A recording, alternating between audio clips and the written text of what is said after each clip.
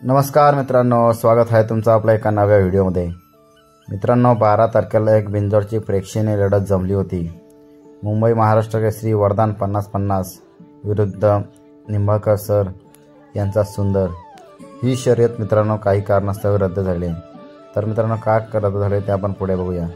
तर मित्रांनो 12 तारखेला सुंदर अशी शर्यत जमली होती वरदानची आणि सुंदरची, परंतु 11 तारखेला रणजित निंबाळकर सर यांच्या घरचं मैदान आहे फलटण येथे, त्यामुळे ही शर्यत लगेच दुसऱ्या दिवशी सुंदर पळू शकत नाही, म्हणून ही बिंजोरची प्रेक्षणीय लढत कॅन्सल झाली मित्रांनो।